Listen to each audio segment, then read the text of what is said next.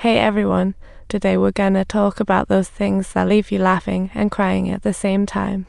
Ready? Again, you promised to be by my side forever. Why pull this stunt on me? Casey is having a melt. He was curious about what Again wanted to tell him that day. Tried all kinds of passwords, but couldn't even get his own birthday right. Yangzi and Wasabi, concerned about Casey, invited him out to relax. The calf then played Agang's favorite song, triggering memories. Casey couldn't help but hum along, and suddenly, like magic, the ghost appeared in his cup at Sagan.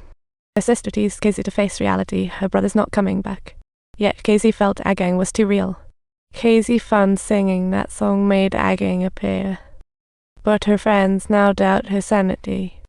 This is way too weird. Don't get too hyped when you go home, Naoko.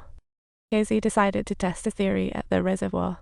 One jump into the water, and he actually saw Agang like something straight out of a dream.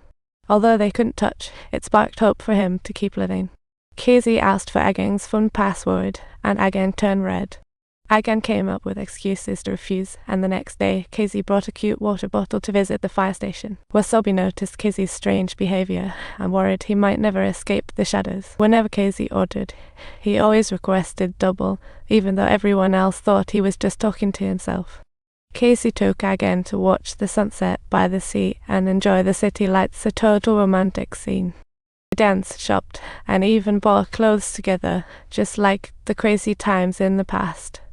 When Casey accidentally fell and was caught by another guy, Agang suddenly realized he was powerless now.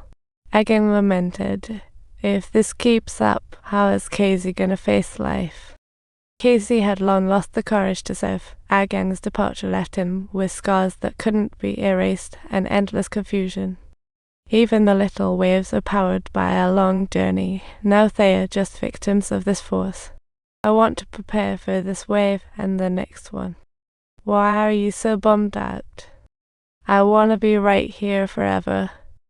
Casey was furious and refused to start a new relationship. Agang was his one true love.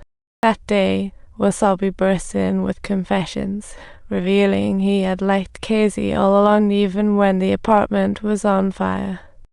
Casey freaked out and bolted to the bathroom, even calling Agang from the toilet. Agang mentioned that Wasabi was a dependable guy and he'd have no objections if Casey was up, though they couldn't hold hands or hug, being together was enough. But Casey struggled with the thought of losing again. Casey shouted and ran out, only to see a truck crash nearby, with flames bursting everywhere. Wasabi shields Casey, but Casey insists Agang will save people, not stand by.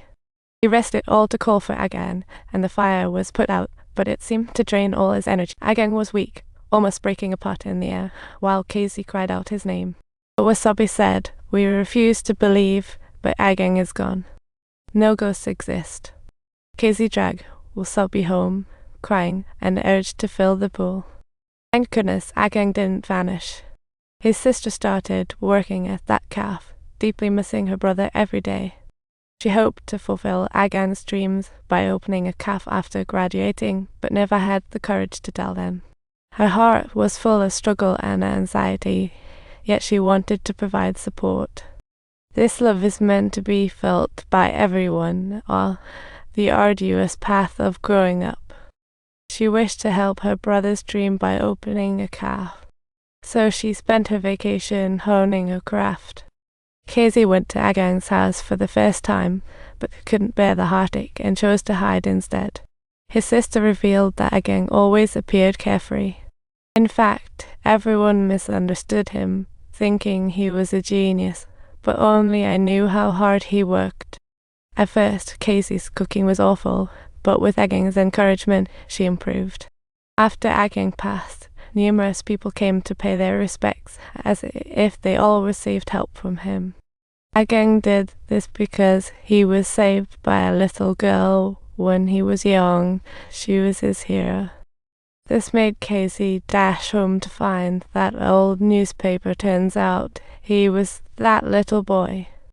The song they loved, 3YQ Uiyama User Complex, just happened to play on the beach, making that moment of rescue unforgettable.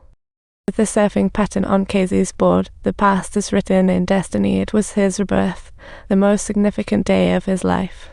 Casey realized that the foreign password might be that day. Trembling, he entered the digits and finally unlocked it. Casey, knowing the truth, stifled tears, thinking looking up might ease the pain. He decided to do something for Agang, so he signed up to be a lifeguard, even mistaking dummies for Agang during practice. To carry on his legacy, Casey had to be strong, and Yangzi finally gathered the courage to confess to Wasabi. Everyone's life seemed to be getting back on track, but today at the cafe, the troublemaking kids showed up again. This Christmas Eve is bound to be unusual.